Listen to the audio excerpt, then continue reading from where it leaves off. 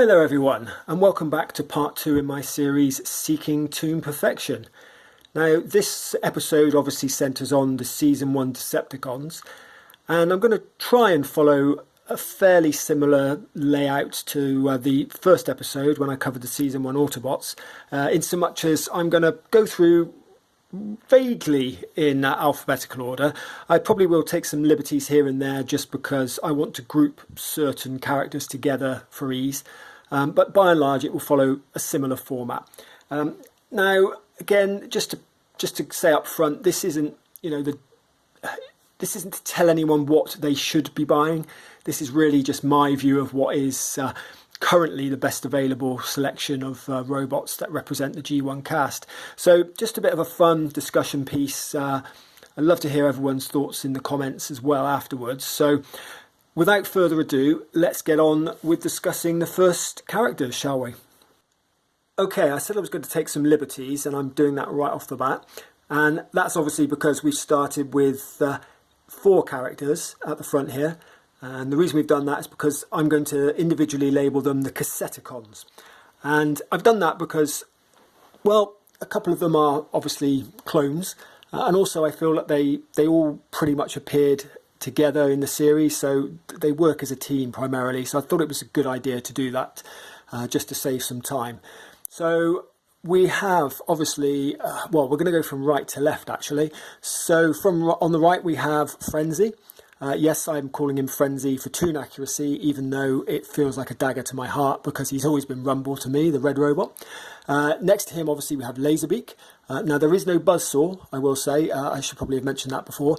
That's because, surprisingly, although he was very, very prominently featured as the toy that came with the original G1 Soundwave toy and featured in the Marvel Comics, he didn't actually appear in the summer animation until Season 2. So that's why there's no Buzzsaw here. Anyway, moving on, then we have Ravage, and finally we have Rumble. Again, always be Frenzy to me, but for Toon accuracy, he's Rumble. So, what do we have here? So, best representing Frenzy and Rumble, we have Robot Paradise. Now, until recently, there were limited options here. We had Takara, which I was never a huge fan of, but it filled a place in the display. And you had MMC with their versions of the characters, but for me they were way too big. They just would not have worked scale-wise. So I was very happy actually when Robot Paradise stroke Fans Toys came out with these Decepticons. Now, I do have my issues with them. I feel that some design elements aren't great. I don't like the hollowness at the back. I don't really like the shoulder arrangement on them. It's regrettable that they've missed some obvious paint apps on the midriff, which the Takara versions did have. But on the positive side, I think overall they're far more accurate to the G1 animation model than the Takara versions.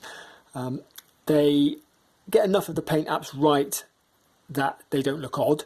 I think possibly Rumble's colour scheme is too stylized. The Takara version is more accurate to the Toon. But it works, you get the feel of him being Rumble.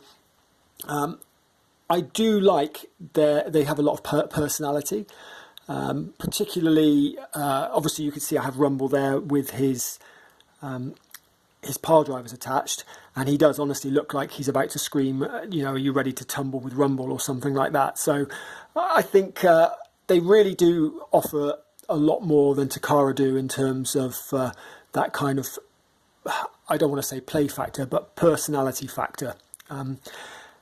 And similarly, Ravage, again, I don't know what to say about that character at Masterpiece scale, other than what we got before was, I think, being kind, not great. I don't want to say garbage. I mean, I do want to say garbage, but I feel that that's a little bit harsh. But it really just didn't look anything like the G1 cartoon. So this version from Robot Paradise, although not perfect, it hits so many more of the right notes that I can forgive some of the minor issues I have with it. I just love the head sculpt, for example, now, which was something that didn't really look that great in the initial promo shots. They knocked it out of the park for the final version. And the legs, again, they look far more G1 accurate than the Takara version did. Again, the MMC version of that way too big for my taste, but are not a bad looking toy in its own right. So yeah, for those three characters I mentioned, Robot Paradise all the way, they have my vote. You'll probably see the odd one out is that Laserbeak here is the Takara mould, and the reason for that is I didn't really go all that much on the Robot Paradise mould. For me, it looks more akin to the old G1 box art Laserbeak with the sort of squared off beak and more, well, again, squared off wings, actually. I just didn't think it really looked much like the Toon model. And indeed, when I've sort of compared it objectively to the Takara version and the Toon model, and the Takara version is closer. Thankfully, the Takara version scales just as well. So I can keep it in my display for the best of both worlds, and that's what I've done. I do have Buzzsaw displayed with my Decepticons as well, even though technically he wasn't season 1, but he was in, you know, the first wave, so that's how I rationalise that. So I keep both of the Condor molds, Takara, and the other molds as Robot Paradise. That's probably why Robot Paradise didn't actually do Buzzsaw in the end, actually, well, apart from the fact they can go on to sell him in another pack down the line, but also because he wasn't in the season 1 cast, so they just produced the 3 that were in the cast, plus the version plus Frenzy, who came with their acoustic wave. Sorry. Anyway, that's probably enough rambling about the Decepticons. As far as I'm concerned, you can't do better than this at the moment. We shall see if anything comes along in the future, I guess, but for right now, this is where it's at. Okay, let's move on to the next character. Okay, and we've gone out to a wide view here now, just to pick up the scale of the guy at the back, and that's because we've gone for the Constructicons / Devastator. Now, the Constructicons themselves have never really held too much interest for me. I don't find the characters all that appealing or all that memorable, but as their Gestalt entity Devastator, they are one of the more memorable characters in Transformers for me. There have been some good options from third parties, not really to my taste, because although they look great, they are not really G1 Toon based. They're far more stylized interpretations of the character. So yeah, while Toy World's Constructor does look amazing, particularly the weathered version of it, it just doesn't look anything like the version that we saw in the cartoon. And indeed, at the moment, there isn't really a Toon-accurate masterpiece scale version of the character. So I was fortunate enough to pick up the Combiner Wars Devastator, the European release, back in 2016, when I first got into the Transformers masterpiece buying gig. Now, that originally came with black hands, which I've been able to replace with the proper purple colour over time. And I'm fairly happy with it as a stand-in until something better comes along. You know, I like the fact that it's, you know, some of the stuff that people would say works against it actually work for it for me, and that's the fact that because it's a mass market toy, it's quite light on paint apps and it has quite a lot of flat colours. It does look quite cheap and toony, which, you know, does work well for a Toon aesthetic. I still like the way it looks. It's, again, not completely G1 Devastator, but it takes enough cues to work. I like the head sculpt. Yeah, again, it probably is 18 inches tall. It could do with being 20 inches to scale better, but, you know, it's what it is at the end of the day. It's a non-masterpiece version of a character fitting into a masterpiece display. So I think for that, and for what, the £120 I paid for it back then, it's a good stand-in. I'm eagerly awaiting more news on third-party versions. I think we've just seen reveals from X-Transbots, and there was another company maybe doing a Devastator, but I'm not entirely sure if that's actually ever going to come to fruition. But X-Transbots will, I'm sure, at some point in the next year or two. So that could be an expensive time buying those guys. But until then, I'm pretty happy with this as a stand-in, and I would rather have a Devastator in my collection than not. So yeah, if you could still get your hands on this guy or the Unite Warriors version, I'd say he's the best available option at the moment. Okay, let's move on. Okay, now we come to the Insectacons. And this trio, they have a few options at this scale, from, I believe, MMC, Fans Toys and Bad Cube. obviously these are the bad cube versions. Now, MMC for me, they're too stylized to be considered Toon accurate, so I discounted those. And so it really just came down to Fans Toys and Bad Cube. And the reason I went with Bad Cube, well, it was a number of reasons actually. And I won't lie, one of them was financial. But also, I think they do as much well as the Fans Toys do.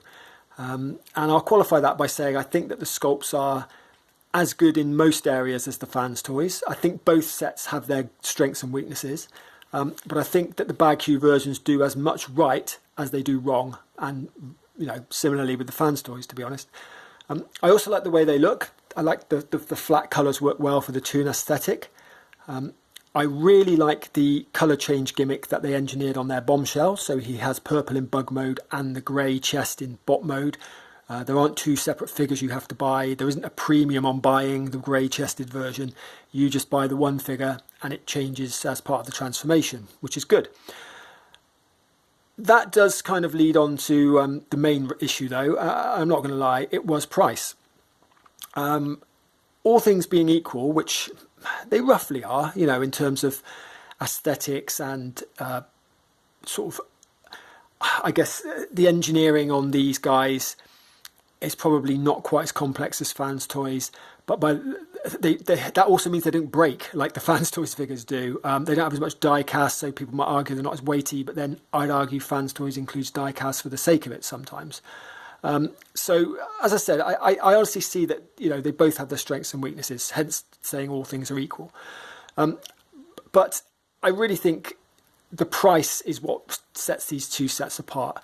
Now, Fans Toys, especially the reissue of their bugs, they're astronomical, really, really expensive. And again, as I said earlier, they've charged or had the gall to charge more for their bombshell reissued with the grey chest than with the purple chest, which is just, yeah, it really didn't sit right with me, that. Now, you can pick up this entire set for the price of one Fans Toys bug. And I just don't think the Fans Toys versions do enough to warrant being 3 times the price. So, as far as I'm concerned, I think these guys are really good anyway, you know. Even if there wasn't as much of a price differential, I could still see arguments being made to pick these guys up over the Fans Toys. So I do think it's a bit of a no-brainer. Again, don't get me wrong, I could have afforded the Fans Toys ones, but there comes a point in the hobby, I think, when you just have to put your foot down and say, look, I'm not supporting this business practice. And that was very much the case with the Fans Toys Bugs reissue. I refused to pay what Fans Toys were asking for that size of figure. And yeah, you know, I don't really feel that I've lost out, you know, too much at all, or if at all. So for me, these are my choice, and I'm quite happy to stand by that. But obviously know that Fans Toys has its strong support base out there. So there will be plenty of people who disagree with me. But for me, I'm happy with what I chose.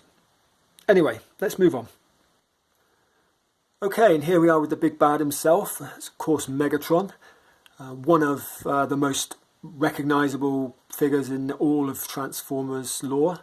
I would say he's up there with Optimus Prime easily, and I would say also one of the most recognisable villains in all of pop culture, you know, probably up there with the likes of Darth Vader. Yeah, I don't know what to say about this guy really, because there aren't many options at Masterpiece scale, so we're pretty limited.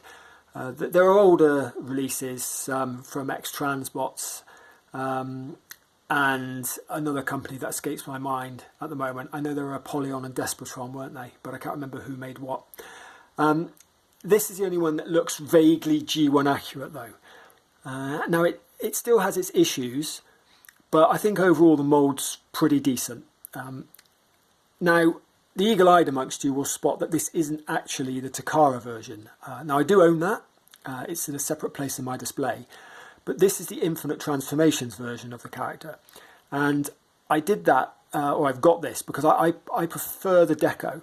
I don't know what it was about the Takara. It's not bad, but when I look at Megatron in the show, he isn't that kind of gunmetal-y grey, that the Takara version is, with the sort of pearlescent on it. He was a much flatter grey and had darker pieces on him around the waist and legs, and the cannon was darker.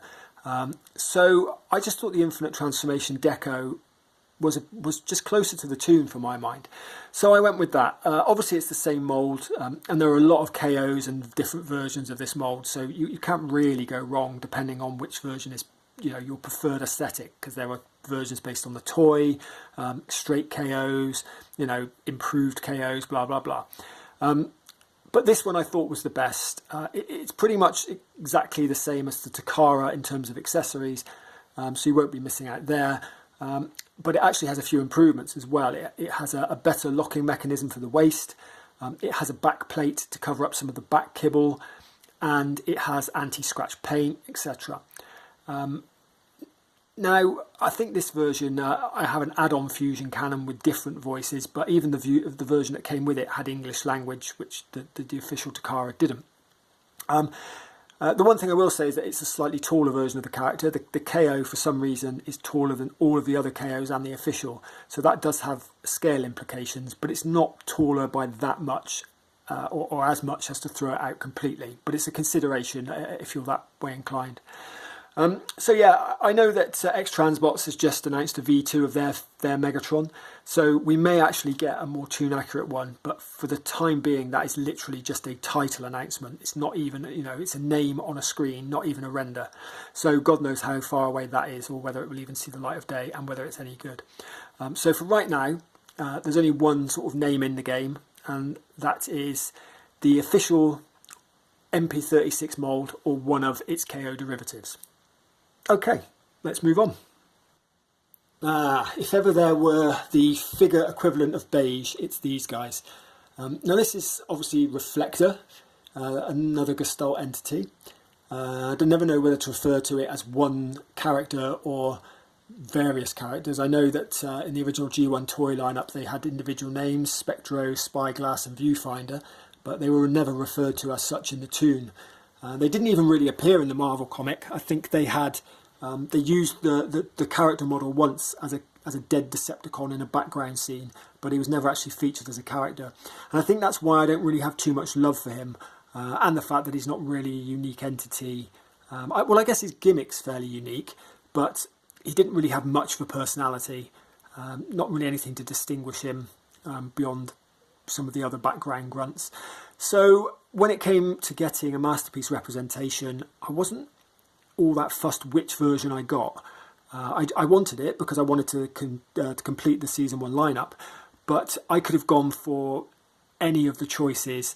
You know, the visualizers were a good option, I thought, because of their scale and overall sculpt, but the colour was a bit of an issue. And the Opticlones I had on order for a very long time. They didn't come into stock. But I'm actually thankful for that, because although they do a lot well, when I actually saw the comparisons, they were too tall, and so I probably would have been disappointed with the scale.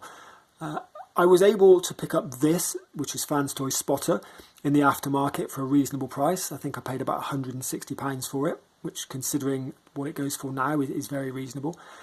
And yeah, it does enough right that I'm happy that I got it on balance, I think. And I'm probably going to go out on a limb and say that it is the best available version at the moment overall. I think it does a close enough job with colours and sculpt. You know, the others do certain individual bits better. Like, I think the visualizers and the Opticlones do the detailing or the sculpting on the lower parts of the shins and feet better, but then they're let down when it comes to things like the chest or backpacks, or their hip pieces, etc. I think the visualizers do the best job with the face and head sculpts, but again they miss out in other areas and the colours are wildly off. So for me, I don't really have any love for these guys. I'm not saying you need to buy them because they're the definitive versions. I just think that they were, for me, the best option here. So I would be completely behind anyone who had a love for the other two sets. I'm just not passionate enough about the character of Reflector to care that much, if I'm honest. So this is a bit of an odd one, saying this is Toon perfection, because I don't think there is a perfect version of the character out there. But this does a good enough job, and if you can get your hands on it, great. If not, one of the other sets would probably do the job, if I'm being brutally honest. Anyway, that's enough about talking about the beige character. Let's get on to something a little bit more exciting, shall we? Okay, didn't have to go too far to talk about the next series of characters. That's because I've gone for the Seekers. Again, I'm grouping this lot because there's very little to differentiate them between beyond colour schemes.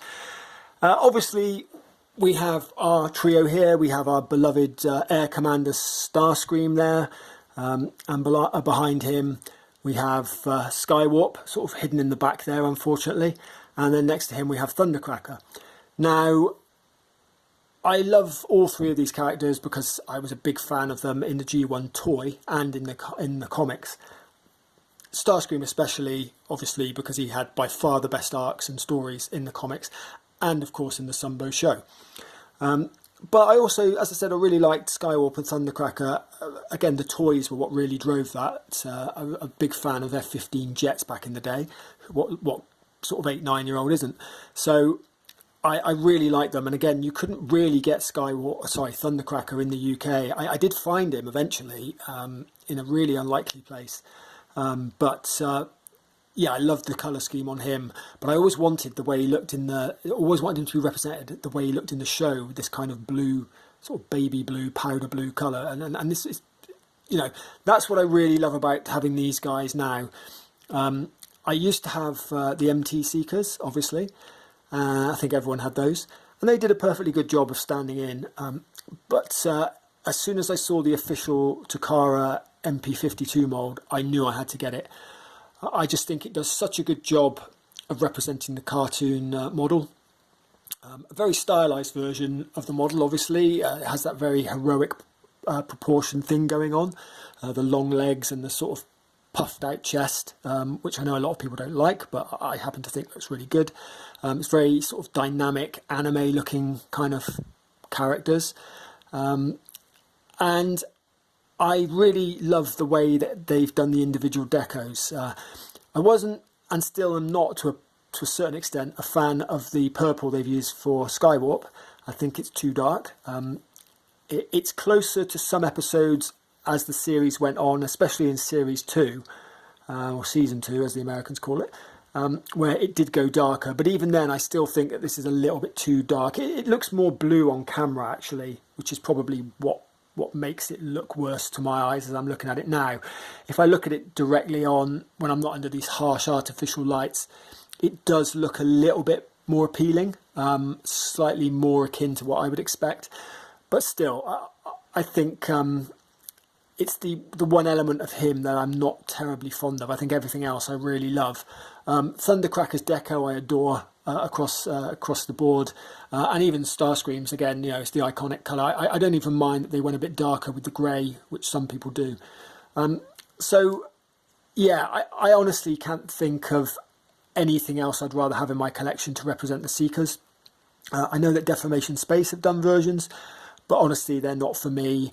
They are too tall. So scale-wise, they would be as tall as Megatron when you take the intakes, their air intakes into account, which is not where they're supposed to be.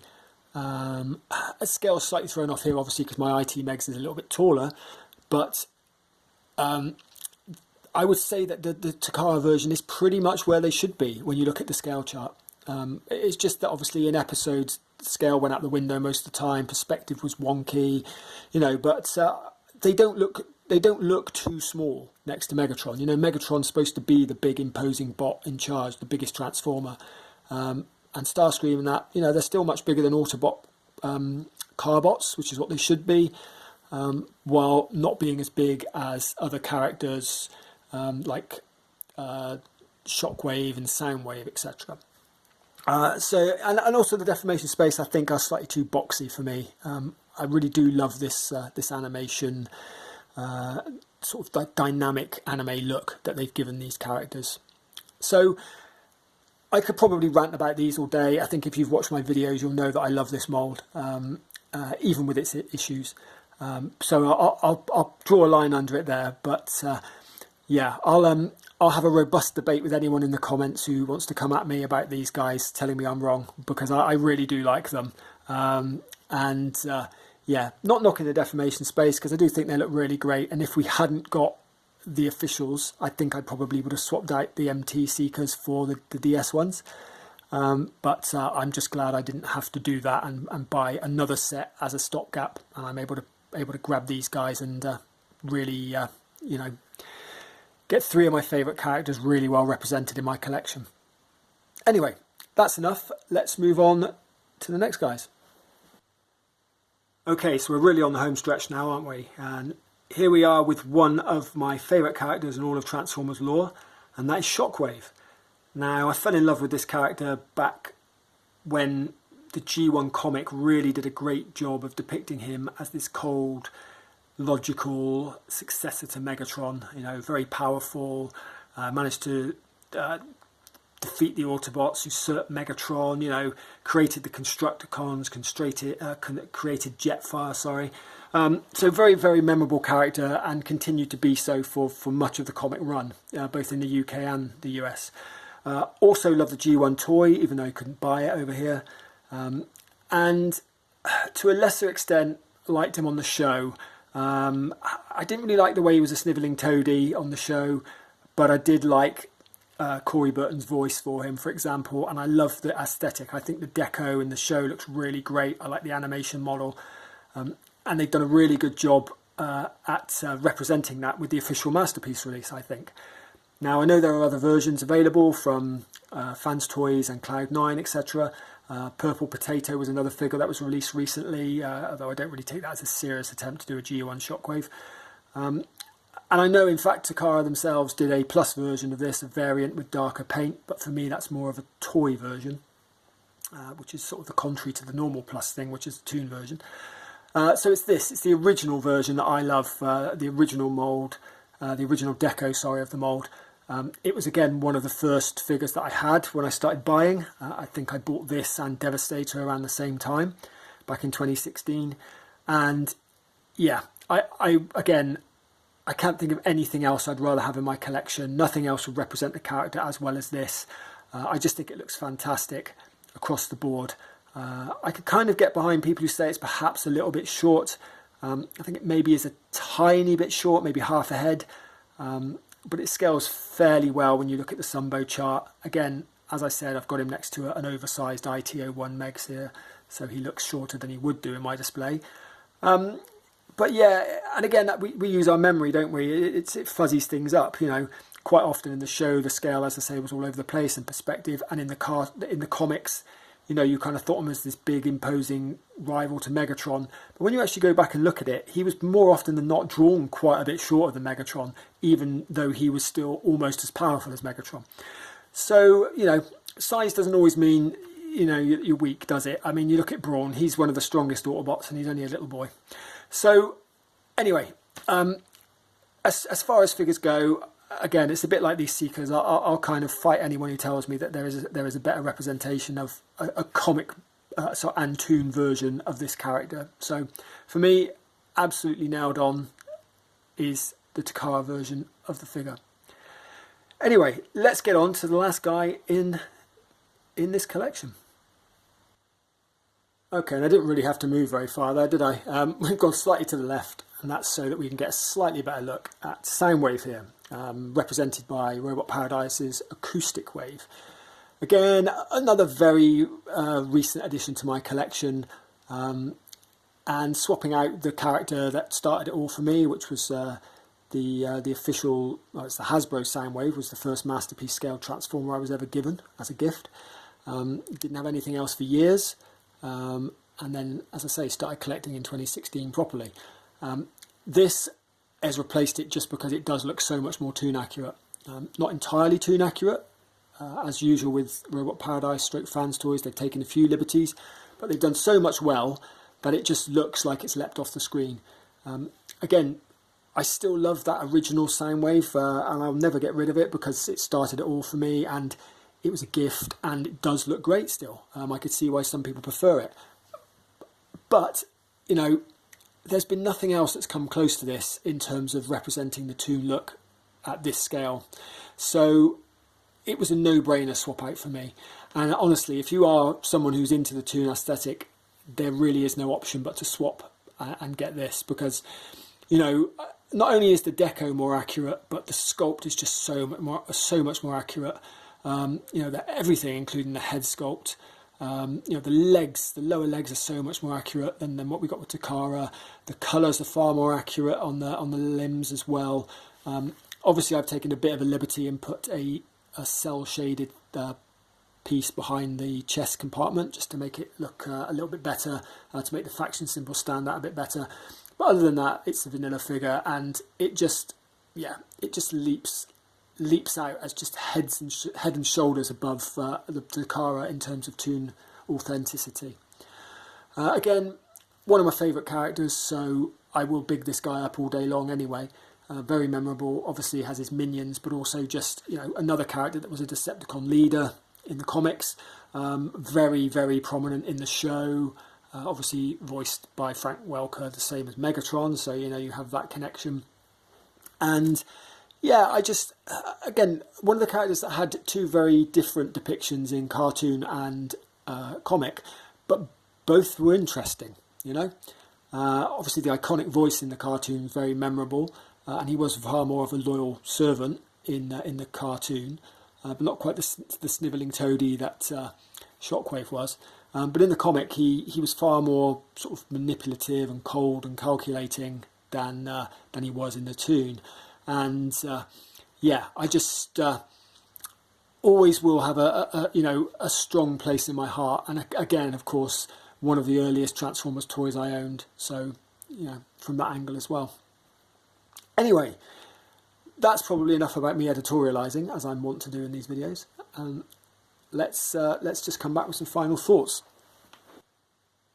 Okay, so there we are. That's my pick for, well, what is currently the best available version of the Decepticons Season 1 cast.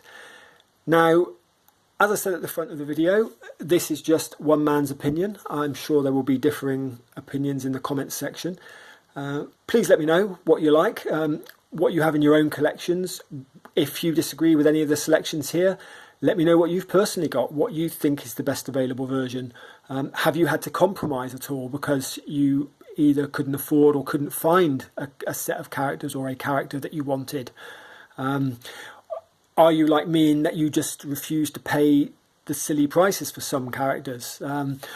Or are you just waiting, you know, for different versions to come out? I know that some people won't even buy placeholders. They'll wait until the perfect version of their character, of the preferred character, comes out. So you may have gaps in your collection and you're holding out for something even better.